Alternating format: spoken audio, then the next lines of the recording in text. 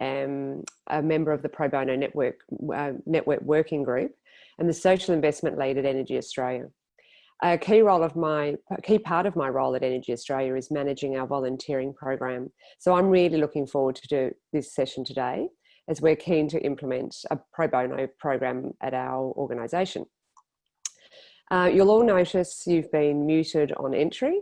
So we will be inviting questions in the second part of the session, but I encourage you to post your comments or questions to the group on the chat function.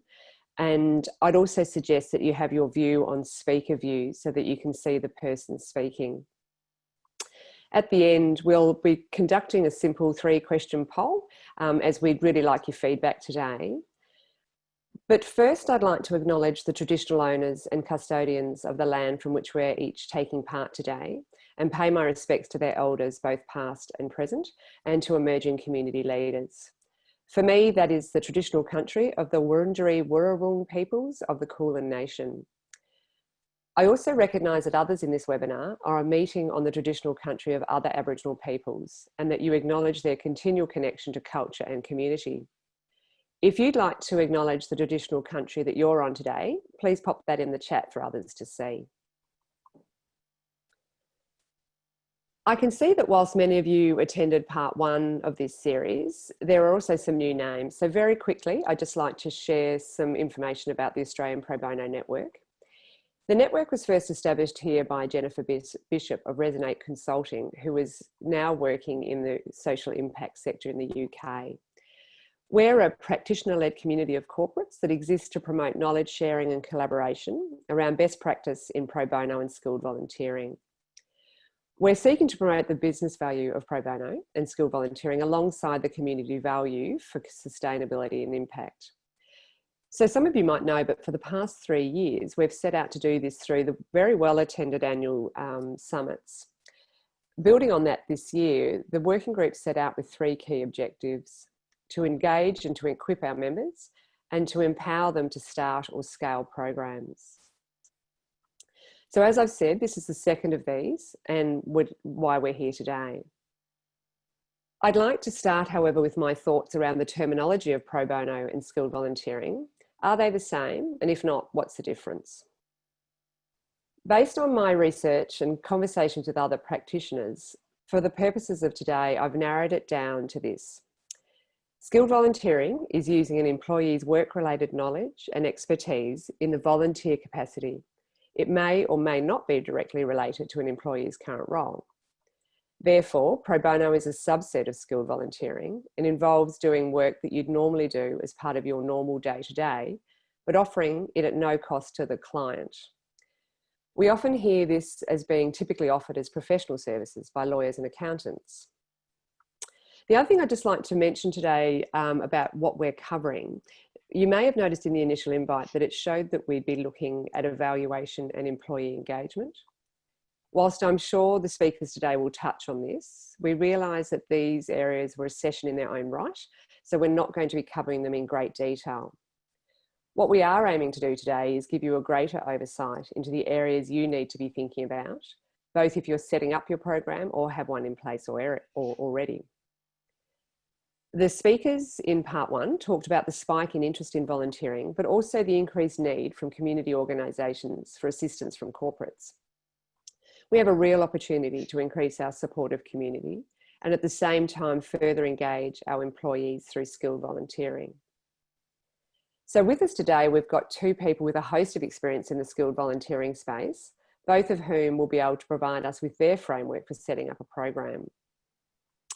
Firstly, we've got Anna Le Masurier, who's the head of Macquarie Group Foundation in Australia and New Zealand. She's responsible for Macquarie Group's strategic grant making, staff community engagement, and workplace giving across the region. She's worked across a range of business groups since joining Macquarie in 1996 and has been with the foundation since 2009. Prior to taking on the regional head role in 2017, she managed the brand marketing and communications activity for the foundation globally.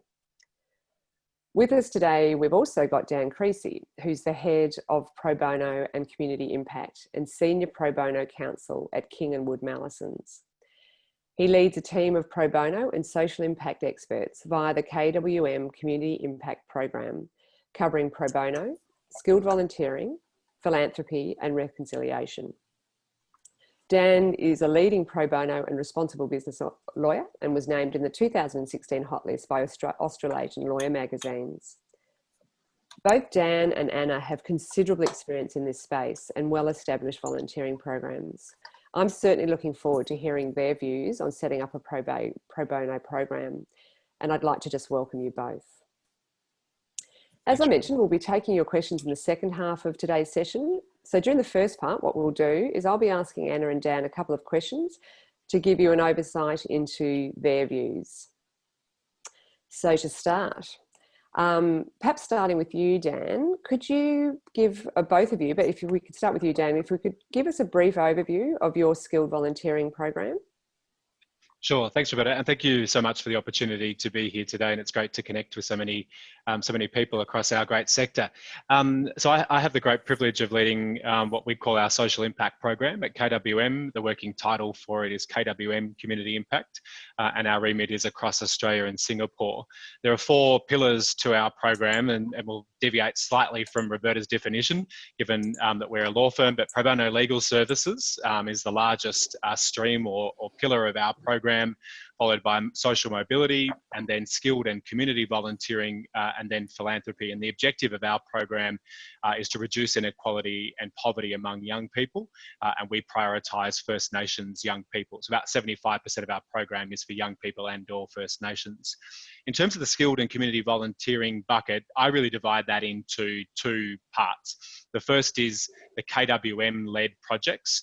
Those are ones that tend to be more skilled volunteering based, tapping into all of the mini professions that we have across our firm, whether it be strategy, finance, technology, administration, so forth. And there are 3 or 4 what I would call signature projects that sit in that bucket. And there's a person within my team, Megan Barnett-Smith, who's probably on the call, I can see her there, who leads those initiatives for us. Then there's what I would call the community-led, community partner-led projects. And those are probably morph more towards the community volunteering space, and there's a myriad of those opportunities available at any particular time for our people. In terms of participation, we have a participation rate of about 35% of our people in the skilled volunteering side of things versus pro bono legal services, where we're now at about 90%. So for us, the skilled volunteering piece is a very big focus over the coming years.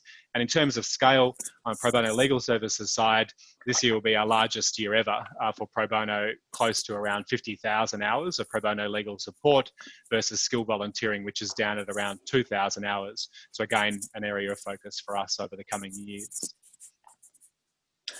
Thanks, Dan. It's such a interesting thing for me as well to hear how different KWM operate in comparison to Macquarie as another kind of corporate pro bono offering. And when we talk about pro bono, it's not in that legal sense, it's in the much more kind of broad generic sense. But I would like to acknowledge, as Roberta has suggested, that I'm coming to you from the lands of the Gadigal people of the Eora Nation, and I pay my sincere respects to elders past, present and emerging, and particularly anyone who's on the call today. So I guess I wanted to distinguish the structured pro bono programs that Macquarie offers compared to the kind of more ad hoc or personal oriented things that people sign up to, where they are leveraging their expertise, but they're doing it off their own bat. I'm going to focus on Macquarie's structured programs. And we have 3 key programs which are supported by the foundation and the relevant learning and development leads. Firstly, in Australia, we have Kickstarter, which is a mentorship run between director level business executives and emerging early stage social entrepreneurs. We run that twice a year, whereby roughly 24 Macquarie executives are paired with roughly a dozen social entrepreneurs, and that's a program that takes place between April and July, and August and November. And the idea of that is really to build up the social entrepreneurs' business plan, and we incentivise that with a $10,000 to $15,000 grant that the social entrepreneurs can win. But effectively, the core thrust of the program is that they are learning about business planning, business development, financial reporting, those kinds of things. Secondly, we have what we call the Foundation FMG Lab. FMG is an internal acronym that stands for Financial Management Group. And that's an initiative that's been led by my learning and development colleagues for the last 6 years. And it connects newly promoted senior managers, so people with roughly 10, 12 years of experience in our finance management group, with a charity that has a particular issue around some pathway related to financial management, obviously. And for those of you on the webinar who attended the Australian Pro Bono Network meeting in 2018, you might recall I was on a panel with the partnerships director of Wayside Chapel at the time, and we talked about the case study of how that lab worked. And since then, we've worked with 3 other charities, and we've also used a range of different other facilitators as well. And then the third pro bono initiative, which we piloted last year, and it's also with our finance team. It's pitched at a slightly more junior level. We call that Future Skills Now. This year we've partnered with Dynamic 4 and CIFA Partnerships to roll that out. And that's a more, I guess, lighter touch program where we're just introducing some of our more junior employees to the concepts of design thinking, with the lens that they are still applying their financial skills expertise to kind of smaller charities that we sign up to the program. So that's Macquarie's overview. Fabulous. Both of those just make me feel how completely inadequate the program that we've got at the moment in Energy Australia. So lots of work for us to do. So today's going to be great. So focusing more on the structural side of your programs, what do you think are the key things that people need to think about when they're setting up their own pro bono volunteering program? Perhaps, Anna, if you'd like to start that one off. Yeah, it's a good question. I know we'll probably come to more of the management and kind of ongoing piece in a moment. But when I was thinking about what would I do if I had to start up a pro bono program from scratch, I guess there's a few kind of obvious questions. You'd say, well, budget and resourcing. Do we have business buy-in that basically says, okay, here's some money and the right people and the dedicated resources and the kind of, we're going to let our staff off during the day to work on this program. So that's something that we want to be very clear about up front, that people aren't being expected to do this as a sidebar to their day jobs. And I think related to budget is facilitation. Macquarie couldn't do it. We couldn't run these programs without having external experts who move the programs along. They ask the right questions. They keep the employees on track, as well as the non-profit partner if they start going down different requests that we might not be able to provide. So having those externalised between the corporate and the charity is key.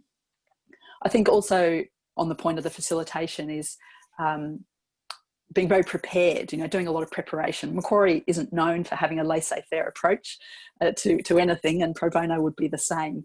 That we like to have a very clear line of sight as to what we're trying to achieve, and we put all of that up in a scoping document right at the start. Related to that, around the paperwork side, is making sure that the non-profit partner that we're working with has signed a pro bono agreement, and that's like a 6-page document that our legal friends have created for us, that we which basically says any research or advice that we provide is provided without warranty as to its fitness for purpose. We've never needed to use that, but I suppose it's there as good insurance. I think promotion, how do you get the program out there, is probably a good one for people to think about. Because the programs that I just referred to we're tapping a select group on the shoulder. We're not kind of going out more broadly, which is what we do for our ad hoc programs. We just tend to use email, but for the broader requests that often come into me, that I think, I don't personally know anyone within Macquarie that has that particular expertise. I'll pop it up on our internal community platform, which is run by Benevity, and just see who kind of picks the apple off the tree. 50% maybe 70% you'll get a taker, but sometimes it just falls flat, and I always make that clear up front. And I think also just when the time does come to start working with the partner properly, being really clear and transparent about expectations. You know, for us, it's a learning and development program. So the charity has to be kind of on board with that as an objective from our side. And if they're not, like if that's not something that they kind of want a component of the program they want to be involved with, that's okay. It's not for them. But, you know, being on the same page around that shared understanding is really important. That's great. What about you, Dan?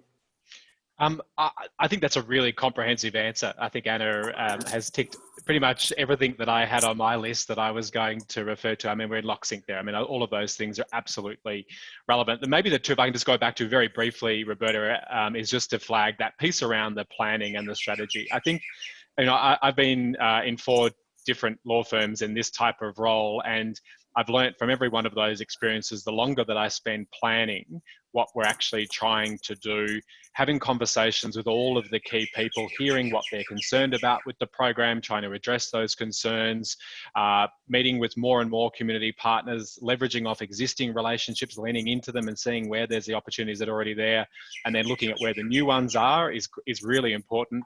And then the strategy piece. I think too often in this sector, we have these programs as silos to the core business. What we all need to be doing, in my view, is helping to bring these programs into the centre of our businesses. And more millennials and other people will expect that that's what, you know, that what these businesses do. And there's many people on this call who do it far better than us. But one of the big things I've been trying to do over the last 3 years at KWM is make sure that social impact is one of our key pillars, which it now is.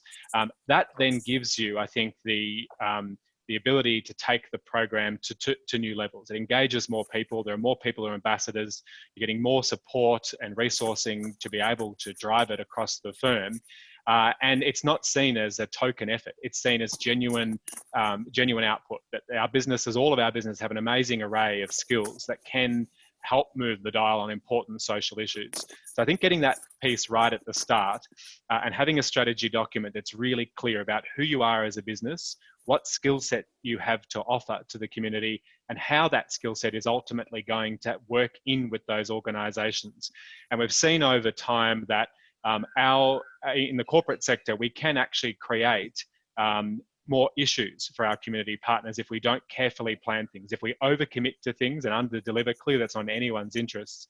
So I think just stepping back, getting the planning right, getting the strategy right, to me, is just those key things. In addition to that, I just thought one other thing I'd flag that I found important to get right at the outset is time recording. As we move, and you know, my firm, we're moving into an evaluation phase right at this very moment. On the lawyer side, where we've got that down pat, where lawyers are very good at recording and billing for their time, funnily enough, but our other professions across the firm don't record their time. So on a volunteering piece, there's a manual exercise that we're currently doing. We've got that system okay. It's not perfect, but I think if I could go back and do what Anna did, and you think about if we had a clean slate, how you do this, I would have got the time recording for skill volunteering a little bit different. So that's a work in progress.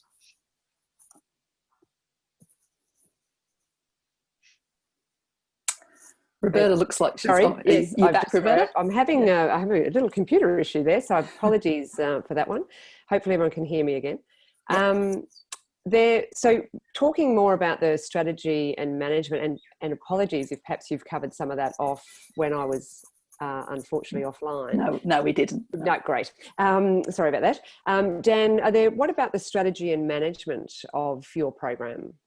Yeah, sure. So look, I've already, highlighted the piece around strategy and how important I believe that is. I won't go over that again. Other than to say that as part of that process, I've found it really useful within my organisation to find champions of our strategy and champions of the program. So we've actually embedded now an ambassadors program, which is an idea that I'd come up with at a previous firm, and it tends to work quite well. So they're partners or senior execs from across our firm who receive regular briefings about our program and who can send emails on our behalf, or who can speak at particular events about the program. So it's not always me or our CEO who's sending that message. We're creating, at least if it's not genuine, it is genuine, but it gives the impression that there's so many more people that are actually involved in the central group than there actually are. Our team is very lean.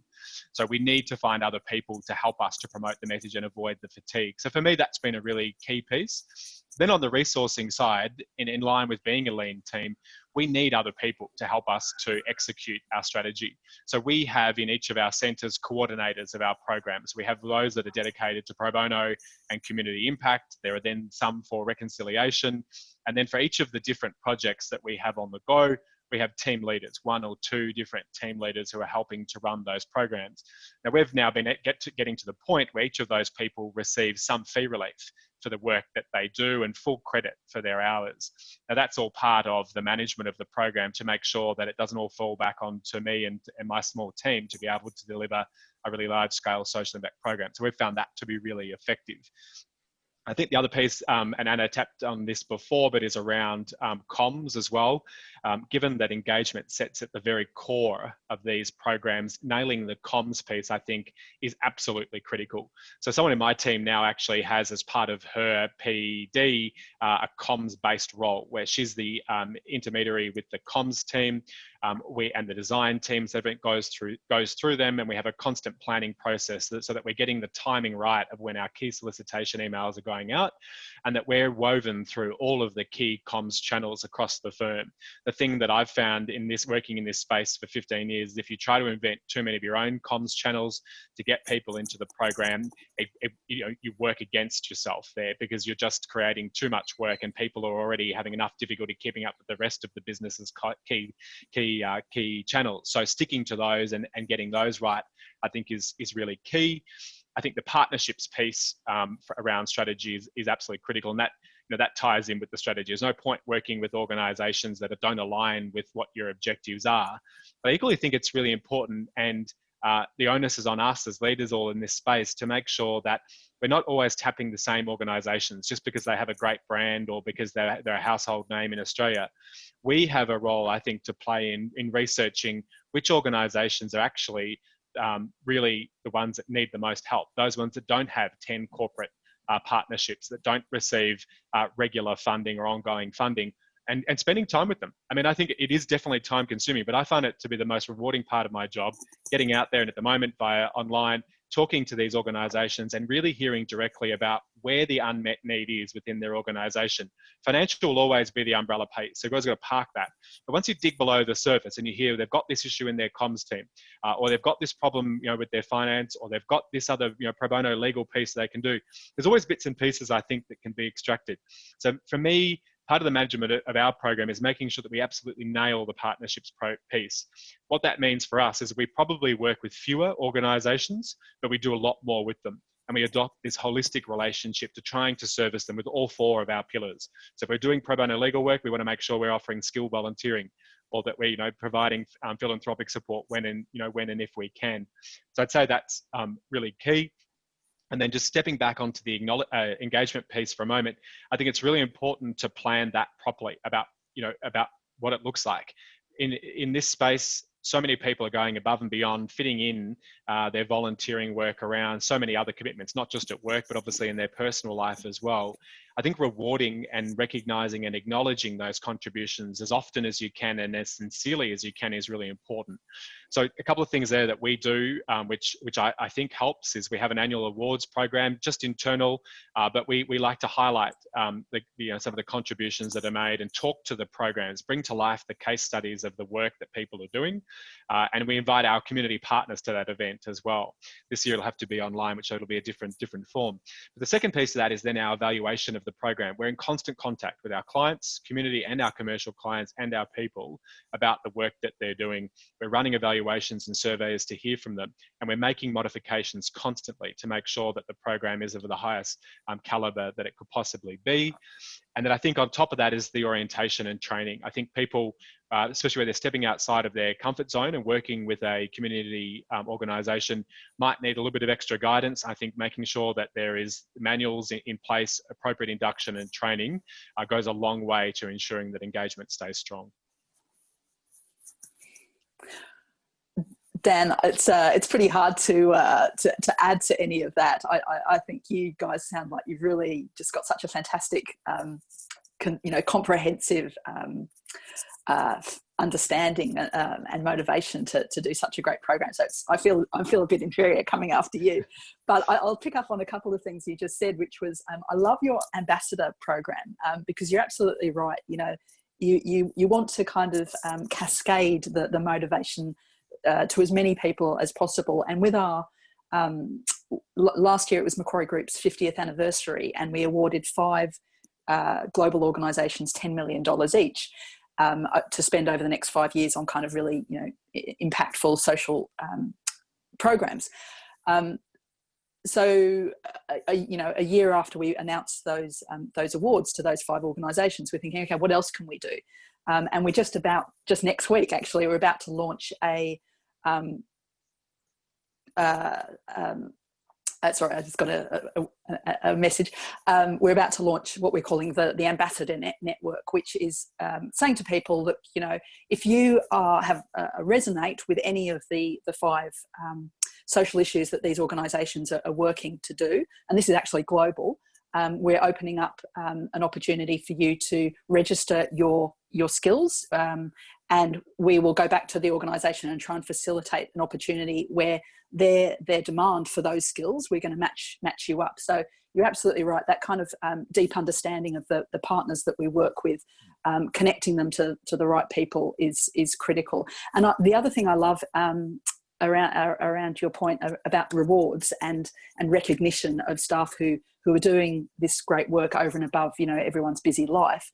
Macquarie has a staff in the community awards program, and one of the categories of that, we've got a volunteering, a fundraising, a team category, but one of the specific categories is pro bono. And I think that's fantastic that people are able to kind of be recognised for the incredible time that people put in. They do a day job, and then they can spend several hours after that continuing to do their day job for a social context. So I think that ongoing management, that whole of business buy-in is really critical. Totally. That's great from both of you. It's really fascinating to hear what you're both doing, and you both, I think, Anna, you're letting yourself down a bit there to say that how you're not doing as well. I think you're sounding like it's amazing. Yeah. Great. So we're sitting about at 10:30. So I might just ask one more, and then, because I think this one's going to be certainly keen for me to hear about it, but I'm sure others will be the same.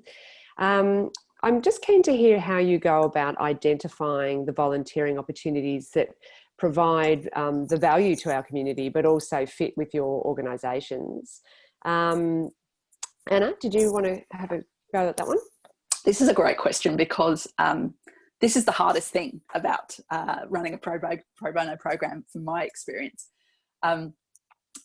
We have, I guess, a Goldilocks problem with our FMG Foundation Lab program in particular, which is the one I mentioned about the newly promoted senior managements, and coming to them once a year and saying, okay, this is a meaty problem that we want you to find a solution for. On the one hand, you don't want it to be so complex that they're overwhelmed, and it just takes up all hours of the day, and they go down kind of myriad pathways, and it's too much. On the other hand, you don't want it to be so lightweight that it's not a kind of significant issue for them to work with. So, for the last 6 years, we've come about finding opportunities in different ways. For the first 3 years, when we worked with Wayside Chapel, I think that was purely off the dint of the fact that my predecessor was friends with the partnerships manager at Wayside, so it was just a kind of a personal network thing. And we worked with them for 3 years on different annual projects. And then we decided to change it up a bit about 3 years ago, and we worked with Hello Sunday Morning, which was a foundation grant partner. And it just so happened that I heard them, like it was almost a throwaway comment where Hello Sunday Morning said to me at one point, oh, we kind of, need some information about how we compare, how we kind of pitch to private health insurers. And it's just a little, red light went off in my brain. I went, oh, that sounds like something our finance team could get really into. And that was like 6 months before the project kicked off. But because I guess you've always got this low level radar of what can align really well with the group of people who are, ready to go, and the skills that they have. And then the charity partner, seeking specific insights. I think one of the interesting things about this year's program, which we just kicked off a week or so ago, for the Foundation Lab is that it actually came through our 50th anniversary awards program last year, which was it was Macquarie University. They pitched for one of the applicants for the $10 million award, and they got to a good shortlist, but they didn't kind of make it through to the finalist. But one of our internal judges, he loved the idea that they were pitching, and so when we got to the end of the competition round, he just personally off his own back, he's a senior guy at Macquarie. He kind of went back to Macquarie University and said, I think what you're trying to achieve is great, and I'd like to help you. And it's just kind of the conversation unfolds, and where we've got to now is Macquarie University is now kind of part of this FMG Pro Bono Lab that we're going to be rolling out over the next 3 months. So I think it's just keeping your ear close to the ground, just always being aware of how you might be able to support people is, for me, that's kind of been what's worked for us. And Dan? Great answer from Anna, and I think therefore equally demonstrating the strength of the Macquarie Foundation's work. And I really agree with that piece around particularly keeping an ear to the ground. I mean, for me, I've referenced this quite a bit, but the partnerships model is what sits at the very core of our program. So we have 2 tiers of partnerships. So there's our strategic community partners, of which there are only 20. They're all very closely aligned. They're all in the justice space. They're all in most of them in the First Nations space in some part, and we know them back to front. We have multiple limbs to them. And one example I would use is the Smith family is probably our most enduring partnership. We worked with them before the formal sort of inception of this program, which is now 20 years old. But we are their go-to provider for pro bono legal support. I think as I understand it, 95% of their external pro bono work is done by us for free. We have major social mobility program with them. There are multiple times throughout the year where there's volunteering opportunities. We're very close to their board, their CEO, and we're constantly in contact with them every day of the week. Now, it's not possible, of course, to do that on a massive scale, which is why we only have 20 strategic partners. But when we introduce a new strategic partner to that group, I always hold up the Smith family partnership and talk in more detail about what we do, obviously, with them, and say, this is what we're trying to do with you. And then we have our associated list. Now, fortunately, I mean, I have the luxury in some sense of having the pro bono practice, which is the feeder in some ways for the volunteering programs, and that's where that starts. So it's the legal work for us. Sourcing pro bono legal work is not a problem. We have to turn it back, unfortunately, due to capacity or conflict, those types of things. But I think that when it comes to volunteering, it is harder. So getting in and having the right partnerships is the key. So I absolutely agree with that. Second point that I would make is I think it is absolutely appropriate for organisations like ours to drive their own projects more and more. And Anna's referred to some fabulous ones that Macquarie are running. And I really think that is in some ways, the better way to go. So having a couple of those signature projects on the horizon. 2 that I wanted to refer to are our social mobility programs. The first is with the Smith family. That was born out of a previous scholarship award that we had across the firm, where there was a good cash grant that was made to young disadvantaged people with the whole intention of keeping them in school, to get them through to year 12 and then to make the transition through to tertiary studies. And it had a mentoring component. Now, on the face of it, looked fine. We did the survey though of the students and we said, what do you think of it? There were some issues, and I'm speaking frankly here, but there's some issues around the mentoring component of it. And then they said, but we love the award. What else can KWM do for us? So we worked with them and the Smith family, and with leading research, which suggests what young disadvantaged people need to help them to make that transition a bit more and to actually go on to employment. So we've come up with a program called KWM School of Opportunity. And what it essentially is a more intensive program working with 10 students across Australia. So we've got 5 centres, 2 in each of our centres, across the course of the year, where they're given still the cash component. They're paid to come and do an internship with us, but they move their way through different parts of our business to get exposure to what it is like to work with us. But really importantly, we've introduced 2 of our commercial clients to the program as well. So they equally get to spend some time with the commercial clients and exposure to that environment as well, which we've found to be really useful.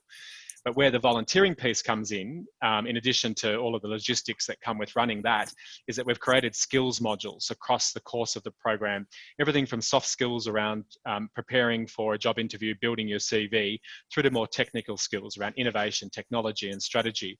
And our people co-design those workshops with our commercial clients and then deliver them to those young people. And the mentoring opportunities then come out of that, and there's further training that's built in and around those modules.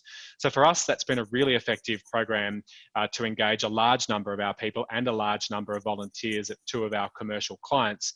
We've then taken that framework and we're now applying it to the Indigenous law student context. So from next month, we're going to take 10 Indigenous law students across our 5 centres. So we'll work with 20 students across the year, but in turn, I would estimate, Megan's on the line, she'll probably know the volunteer number off the top of her head, but it would be 100 plus volunteers are involved in the delivery of that program because there's a lot of, it is intensive. But for me, that's been a really effective way. Now, what that has resulted in though, is relationships with others that are involved in that program, sending us other pro bono work, other volunteering work as well. So I think there's multiple limbs to designing, your own and delivering your own programs. Fabulous. That's great, guys. Now we've got about 20 minutes left, and we've got some questions coming in on our chat. So let's start with those. One of the earlier messages asked whether I could share that definition I have of volunteering and skilled volunteering pro bono. More than happy to do that, but I would say that is ours, one that I've come up with, but it was based on some research. So, but yes. Okay, so let's have a look at some questions.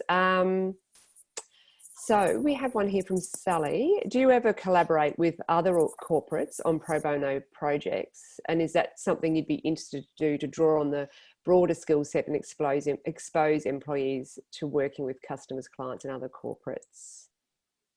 I'm happy for either of you just to leap in on these. Well, I'll go first. We haven't we haven't in Australia. We actually do in our London office. We work with I think it's Slater and May, a legal firm in London, but in Australia we haven't tended to, but I'd be very open to it. I mean, it would just be a matter of kind of working out logistics and, all the kind of administrative pieces. But if there was opportunities for us to collaborate, yeah, I'd be open to it for sure. Yeah, look, and in the pro bono legal space, it's very common for multiple law firms or in-house lawyers to work together on joint projects.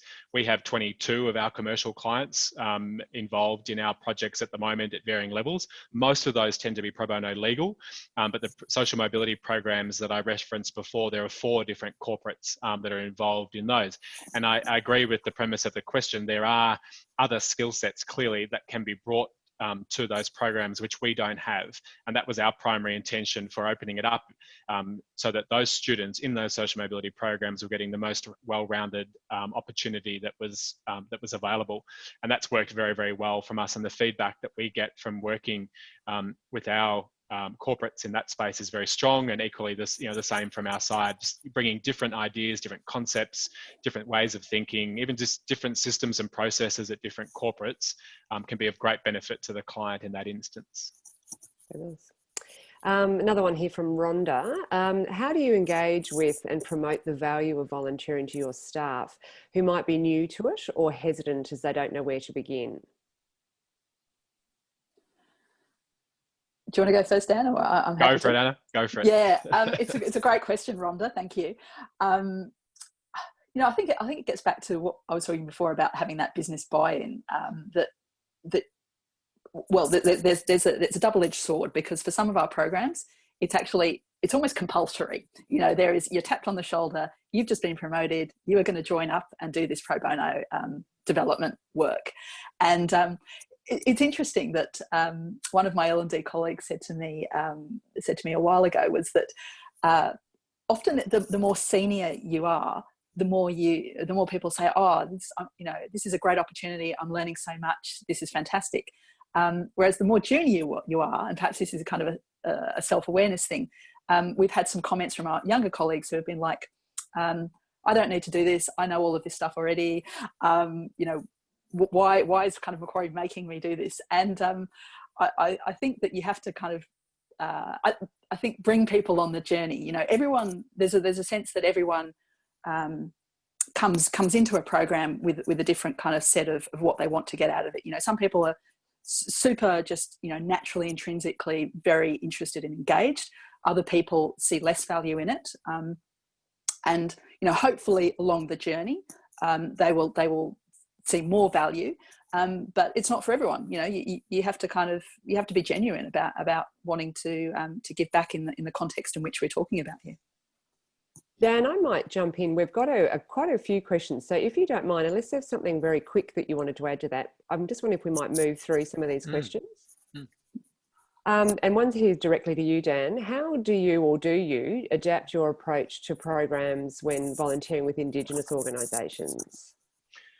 Yeah, really, very good question. Well, I mean, the short answer is that there is a range of cultural competency training that's required for people that want to participate in those specific projects. Most of those that we have at the moment are in the pro bono legal space. So we work really closely with the community legal centre or not-for-profit with proper induction and training, but we also have our own cultural competency programs that we run internally that people need to have undertaken before they can qualify for doing that work. Clearly, the more people that are doing that, the bigger the pool of people that we have to be able to draw on. And my team are very good at keeping the right paperwork to enable us to know who's best and most appropriate for those projects. Fabulous. Another one which I'm really interested in is, what have you done that has created the greatest buy-in from senior management to support the program? So maybe Anna, if you could go that one.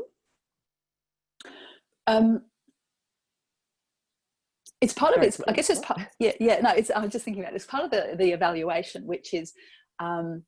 So, you know, I keep talking about our FMG Financial Management Group program, and because it's the one that has really, when other divisions hear about it, they're like, oh, how can we get involved in that? Like, and at a senior level. And last year we piloted for the first time where another group, our risk management group, they said, can we be part of this? And we said, oh yeah, we'll do it as a pilot. They totally fell in love with it, the executive, the senior levels. And they were like, okay, how can we roll this out more broadly? And now that's kind of part and parcel. And I've heard when it's the word of mouth, you know, piece where other business groups within Macquarie, they go, oh, what, you know, how come finance and risk are doing this, and why can't we have one for us? And I kind of say, well, you can, but it takes a lot of, you know, resourcing, and we need to kind of, you know, we need to build that up. So it's a baby steps thing, but yeah, certainly to date it's been super successful and people love it. Fabulous. Okay, next one from Paul. How do you manage with the reduced and leaner workforce? Are pro bono skilled volunteering hours essentially factored into a person's FTE? I think it seems like there's two parts to that question. So the leaner workforce, well, it's about scaling up and scaling down, I guess, the projects that you have, and that's something that we're, you know, always conscious of, particularly at the moment. So it comes back to that piece about not overcommitting, I think, to projects, and making sure that if you were to have less people at your end, that you can still provide support. But equally, there have been times when we haven't been able to provide the same numbers of people, and we've gone to other corporates and asked them, or other law firms, to join us in projects so that we can boost capacity and keep them at the right level. So that's worked well for us, is partnering with others. In terms of the second part of the question, our lawyers receive full credit for the pro bono work that they undertake. We have an internal target of 35 hours per lawyer per year, but all pro bono work that's approved by my team is incentivised. So there is that there. It's different for the non-legal staff across the firm because they don't have the same KPIs, but they are still able to undertake the work. We don't have a formal volunteering policy at this stage, but provided that it has a project that's been approved by my team and it's one that's also supported by their line manager or supervisor, then they're able to undertake it. Fabulous. Anna, was there anything you wanted to add to that? Only that we don't have a formal volunteering policy either. We have what we call, you know, flexible working, which is, you know, you kind of do it at your discretion in concert with conversations with your manager for the more ad hoc, personally oriented pro bono, as opposed to the formal programs. Great. Okay, one from for you, Dan, from Margaret, who works at a legal firm. She's interested to know how KWM help your professional staff meet their billable requirements. And so you maybe have touched on that a bit there when they're doing pro bono. Is it as simple as a set amount of budget relief? And if so, do staff stop taking on matters when they have exhausted the allowance? So we don't place a cap, and in line with our strategy of wanting to make sure that we continue to support our clients, our community clients, 365 days a year, we don't apply caps. I don't like caps on pro bono. I think I've seen in too many instances where clients get left high and dry. They might be halfway through a matter and a firm turns around to them and says, well, we've exhausted our cap, you'll now have to pay. That's not the standard that we apply at our firm. If we take on the matter, we want to see it through. So the same then really applies for individual limits. The way that we resource the program is always on the basis of capacity. So before, it's fine for my team to approve it, our conflicts team can approve it, but at the end of the day, the individual partner and his or her team have to also say that they're prepared to take on the matter and they have the capacity to do it. Now, if all of those things line up, then the lawyers receive the full fee credit for it. So while we have an aspirational target of 35 hours this year, we're going to be closer to 60 hours per lawyer because of the number of number of matters that we've taken on, which is very high for us. But it's also partly due to COVID. We've taken a lot more matters over the last 3 months than we ordinarily would. But there's full fee credit there. But ultimately, it's a matter for each individual partner to be monitoring the amount of pro bono time, but we also take on that role too. We keep an eye, make sure people are not doing too much. But in my experience in this space, it's our top performers, both in terms of overall contribution to the firm, but also their fee earning, who are also doing the most amount of pro bono work as well. And in fact, I'm even running a report at the moment to make that very point to our execs within the firm, that there's a direct correlation. Strongest performers, strongest output. Great. And logical, yeah. Yeah. One here for you, Anna, from, I'm pretty sure it's Anne-Marie. Sorry, you're coming up as AM. Anna, in relation to your internal awards program, how integrated are you with your organisation's people and culture team? Oh, good question. Macquarie, unfortunately does tend to be a bit siloed across, in a number of ways. In relation to those awards, we're not really. Like it's purely what the foundation is seeing off the back of interaction with our, I guess, community programs. We don't really we have a people and culture. I think I'm not sure we have an equivalent. We've got different names for it, but it would be within our HR kind of D&I space. So we obviously collaborate on other matters, but not specifically for those awards. Fabulous. Now I'm just going to check our time. So we've got 10 minutes. There's no more questions on the chat. I had one, if I could throw one in, and if it occurred when I was in my glitch of dropout, then please just say you've answered it and I'll come offline. I was interested to see what the insurance side of things that you covered off. Is the insurance of the organisation covering the skilled volunteering, or do you rely on the insurance of the charity? Do you want me to take that one out of first? Yep, yes, so please. a bit of a nod there. No, we didn't cover that before, Roberta, and it is a really important question to get right. But Anna did allude to it in terms of getting the paperwork right at the outset. And being a lawyer myself, I can only restate that point. Loop in your general counsels clearly and get them involved. If they're not able to support, well then I'm happy to put up our firm who can provide you with some pro bono guidance on the side about the sort of documents you need. The short answer is it will depend on the circumstance, and it will depend on the type of project that you're undertaking. If I can reference what we do, so there is clearly when we're advising on KWM letterhead, it's under our partners sign off and therefore under our PI insurance. There's some work that we do through legal centres where it's the principal lawyer of that legal centre that's ultimately responsible and supervising our lawyers. We have agreements in place that capture that relationship and make sure that that's stipulated in there, together with other insurances as well. So, personal injury and workers' compensation, and who's covering that and who's covering salaries. It becomes more complicated, I think, in the volunteering space, which is why there's not sort of one catch-all document that could sit across any particular arrangement. It will always depend on this key term that we use, which is what's in the course. Is it within the course of your employment? Now, whether it's within the course of your employment will always be very factually based and a case-by-case basis, and that needs to be worked out between the parties. But good lawyers can obviously document whatever arrangements there.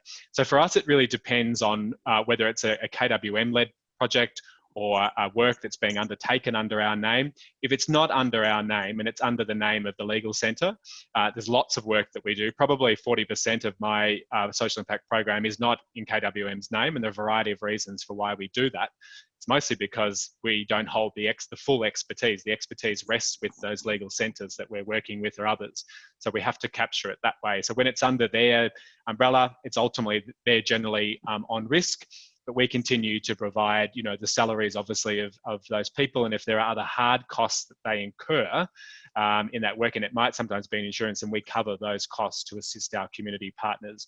But I think the key point here is get advice, document these things properly, and our community partners are very good at being able. They're very used to that as well. So I think it's fully something that they would expect. Great. And I've just, Gabby has just messaged to say, and just to let, in case people aren't reading the chat, don't forget the Centre's Pro Bono Centre's National Pro Bono Professional Indemnity Insurance Scheme, which is also open to in-house lawyers. So just something to be aware of there. And a very simple program, is very simple to apply for that insurance through Law Cover. So great reference there from Gabby to that insurance. It's a fantastic initiative. Great, excellent. Great one here. Another question here that's come through is, and probably directed, I might direct this to you, Anna. Do you ever charge employee volunteers, or I guess more their business unit or team, as part of a training fee for the pro bono op?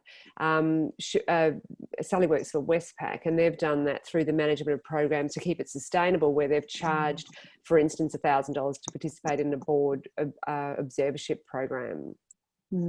Yeah, it's a good one. The observership program is obviously not obviously. It is something that we've participated in before, and we haven't charged employee volunteers. But we say to the business, if you think this is valuable as a kind of an additional PD opportunity for, you know, high performing staff, perhaps, then that the Macquarie business unit will cover it. We've also gone halves with the business, so the foundation will pay 50% and the business will pay 50%. And actually, we're thinking about whether we expand that next year. You know, we've done a kind of it's been pretty limited to just a small number of employees, but we're saying maybe we should expand that in 2020, because I think it's such a great program, and those skills and experience that people pick up are truly valuable, you know, for a long time. And so it would just be a matter of kind of matching up the budget with the business unit and seeing if there is appetite. Great. I think there is a really good strong link between that learning and development side of things that we as an organisation certainly need to look at. So we've got to the time, we're probably about on time to just do a bit of a wrap up. So we're going to put, we're going to pop up a poll, but I'm sure, like me, you've gained a real insight into setting up your volunteer program. So could you join me in thanking Anna and Dan for as much as we can for their valuable time and thoughts on this today? I'll clap. And I might get Ferriel to launch the Zoom poll if we could. If everyone could just take a couple of seconds to do that.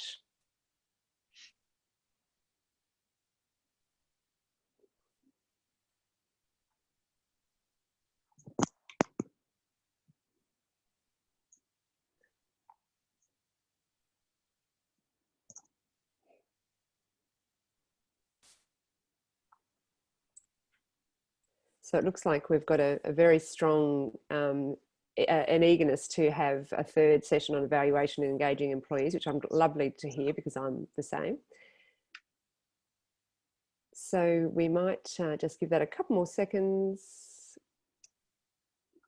and then we'll move on from that one. If we could finish that poll, that'd be great. So again, thank you all for attending today's webinar. You'll notice, sorry, my poll's popping up on my screen.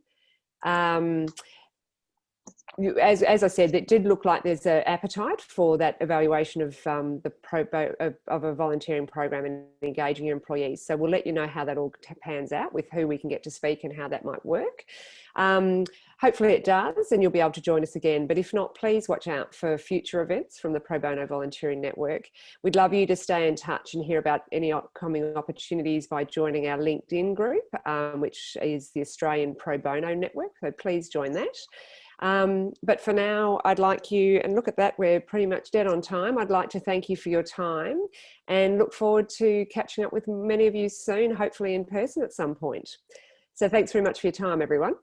Thanks, Roberta and Dan. Thank you. Thank you. Thanks, everyone. Bye. Thanks again.